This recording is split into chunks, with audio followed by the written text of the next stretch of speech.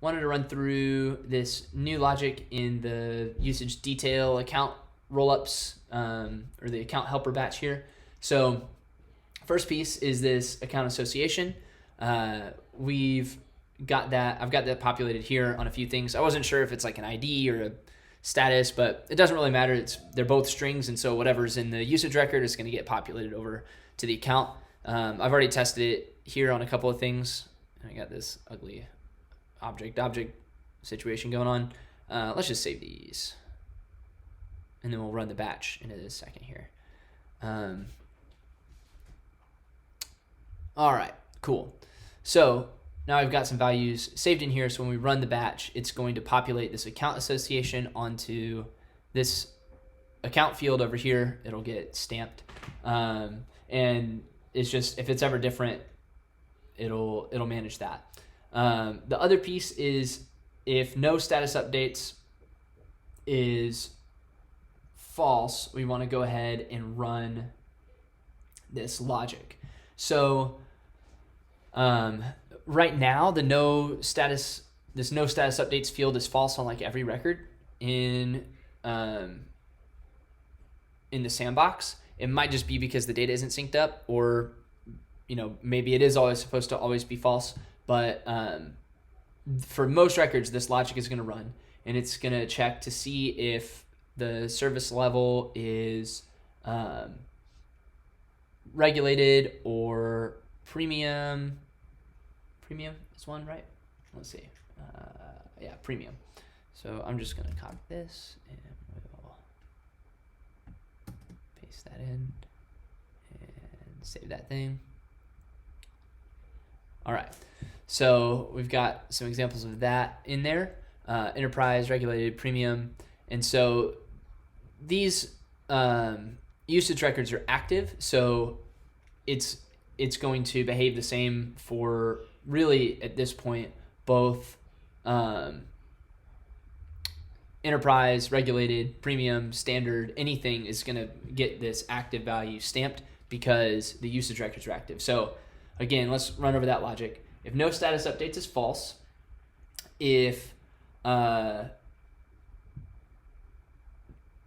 is premium, regulated, or enterprise, and the value is not the same, it's going to go ahead and update that value. Otherwise, if no status updates is false and the account status on the best Spark Post usage is active, it's going to also stamp that value to true. Nothing is ever going to get pulled into this batch without an active usage record. Is all I'm trying to say here is most, like, this block will actually never get hit, just because we're not going to be running this against any inactive Spark Post usage records. So all this to say, I put this in here, but if we want to be running this against terminated or suspended account statuses on the usage records, we might just need to create another batch that runs at a different time, like maybe an hour or a few hours later, just to make sure that the regular batch can finish. I don't know like the time sensitivity on this, but it's never going to be managing anything with a usage record that isn't active. So with that said, let's run it and we'll watch these values populate. We'll change this to active. And so when we change that, now this is also going to populate with active here. And I'm sort of cheating. I'm running really small batches with like just these 15 records here. So just so it doesn't take very long. All right, so the batch got kicked off. We've got some successes, so it looks like it's already done. Yep, so we can see the account association fields got pulled over. This one that was previously suspended, I changed it to active, so that active value got populated.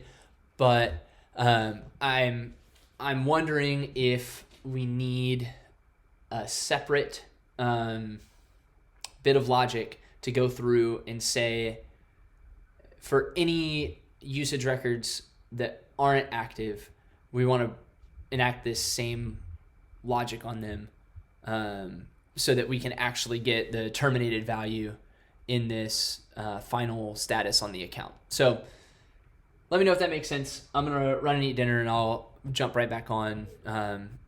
Hopefully you get a chance to look at this.